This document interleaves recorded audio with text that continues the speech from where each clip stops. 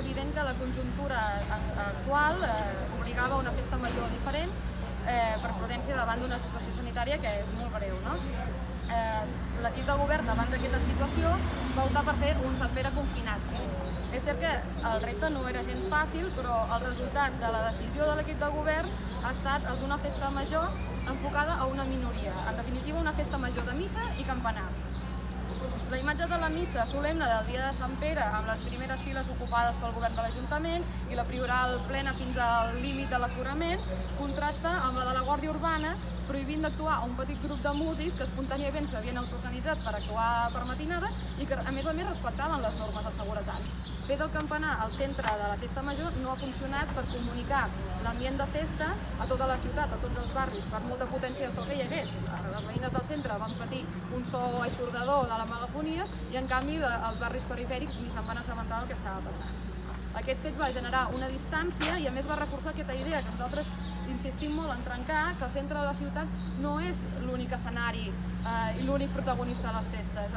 Reus són tots els barris, no només el nucli antic, no?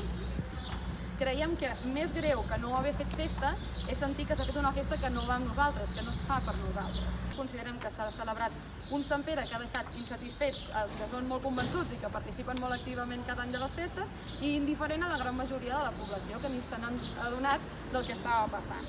Llavors creiem que s'ha perdut l'oportunitat de repensar un model de festa que sigui més integrador, més cohesionador, que sigui per tothom en definitiva i que arribi a tots els barris, es descentralitzi i sigui en petit format per evitar les aglomeracions. Hi ha una altra qüestió que ens sembla molt preocupant, que és que no s'estigui parlant en absolut de les festes de barri aquest any, no? Clar, nosaltres creiem que potser aquest era l'any, era l'oportunitat per potenciar aquestes festes de proximitat que dèiem per tots els racons de la ciutat i que aquí s'hi hagués implicat tot l'associacionisme festiu local.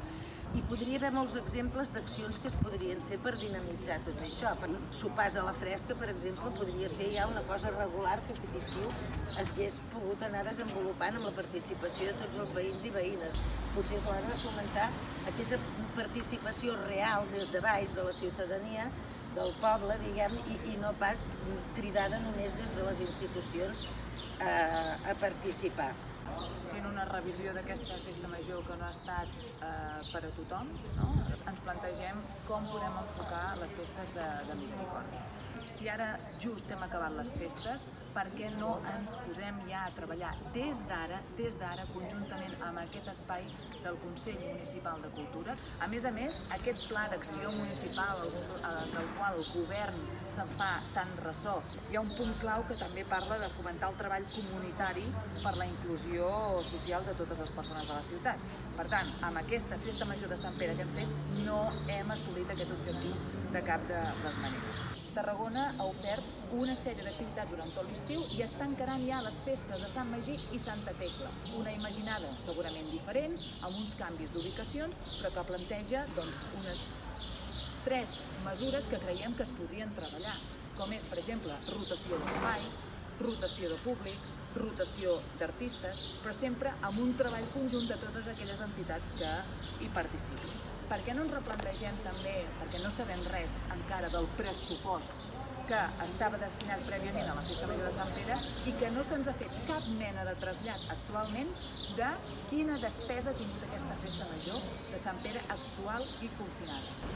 Com esponsoritzem? Quin model d'esponsorització tenim a les nostres festes majors? Per què tampoc no comencem a abordar quin model de subvenció o d'esponsorització tenim i que no sigui vinguda de FCC o, per exemple, de l'empresa Repsol d'aquí a les petroquímiques?